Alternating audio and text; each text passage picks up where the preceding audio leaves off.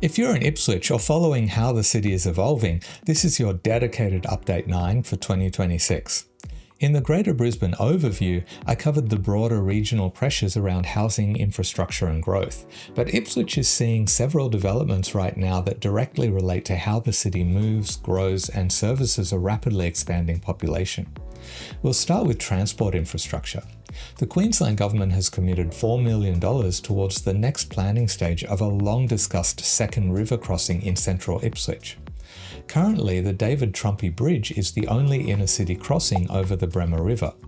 Ipswich City Council has argued for more than a decade that a second crossing is needed to improve connectivity, reduce congestion and strengthen resilience within the CBD transport network. Importantly, this funding does not pay for construction. Instead, it funds preparation of a detailed business case, the stage required before a project can compete for full capital funding from state and federal governments. Ipswich City Council has already completed preliminary and strategic business cases, meaning this announcement moves the project forward procedurally rather than physically. Transport Minister Brent Mickelberg says the investment delivers on an election commitment and allows planning to progress into its next stage. Ipswich Mayor Teresa Harding welcomed the funding, describing the second crossing as a long-standing community priority and highlighting its role in improving flood resilience. That flood resilience argument is significant. Ipswich has experienced multiple major flood events over the past decade, and when the existing bridge or connecting roads are impacted, access into and through the CBD can become constrained. A second crossing would introduce redundancy into the network, something increasingly prioritised in transport planning following repeated natural disasters across southeast Queensland. However, major urban bridge projects in Queensland typically run into the hundreds of millions of dollars, meaning full delivery would likely require a multi-level funding agreement similar to other major SEQ transport projects. So at this stage, the key takeaway is progression. Planning has advanced, but construction funding decisions still lie ahead. Staying with community safety and long-term outcomes, Ipswich is also included in new state government early intervention programs targeting youth disengagement and crime prevention. The programs form part of what the government describes as a $115 million investment in early intervention initiatives alongside policing, legislative changes and rehabilitation measures. One program, delivered by the Sudanese-Australian Lost Boys and Girls of South Sudan organisation, will operate across Ipswich and Logan, providing intensive mentoring, family engagement and culturally informed support for young people aged between 8 and 17. The aim is to reconnect participants with education, training and community support before disengagement escalates into persistent offending. The government has pointed to a reported 7.2% drop in victims of crime during 2025 as evidence its broader strategy may be beginning to show results. From a policy perspective, early intervention programs are often discussed not only in social terms but economic ones. Youth detention is extremely expensive, running into hundreds of thousands of dollars per detainee each year in many Australian jurisdictions, while mentoring and diversion programs typically cost a fraction of that per participant.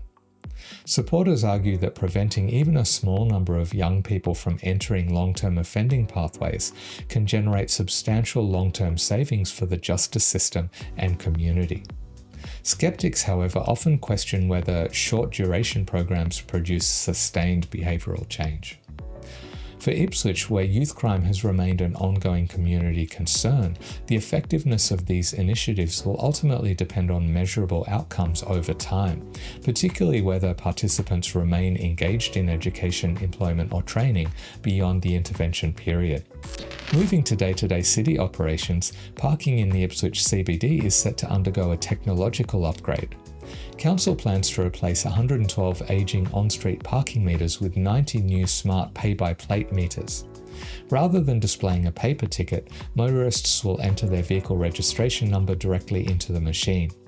The new system will accept credit and debit card payments, with some machines continuing to accept cash.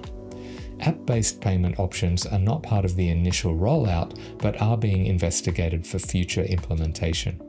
The $2.51 million contract will integrate with Council's automatic number plate recognition enforcement vehicle, allowing real-time identification of overstays and improving enforcement efficiency.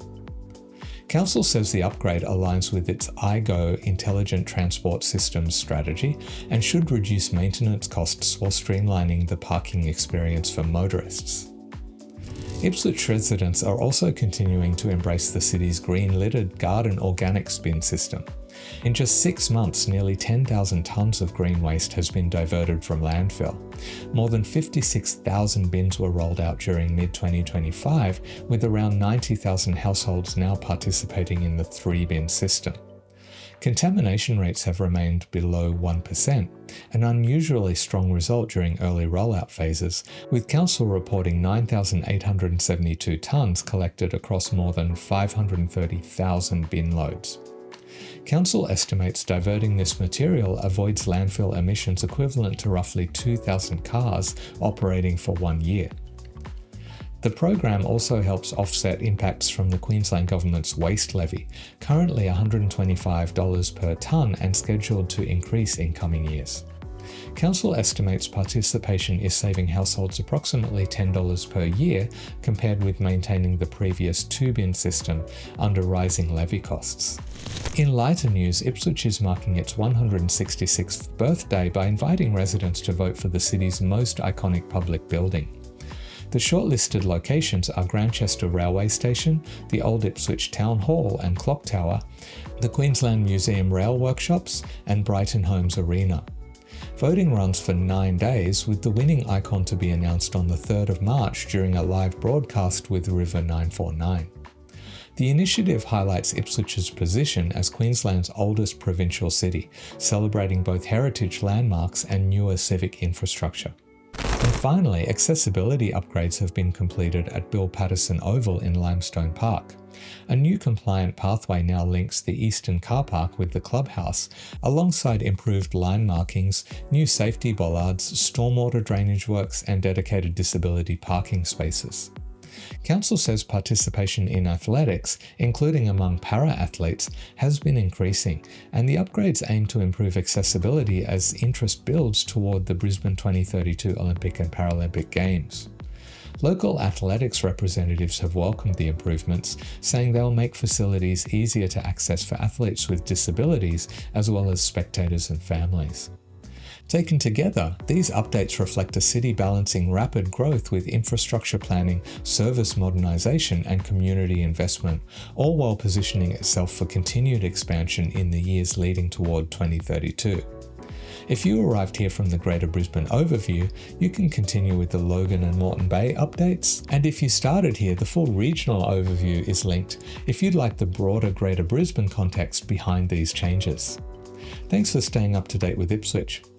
See ya.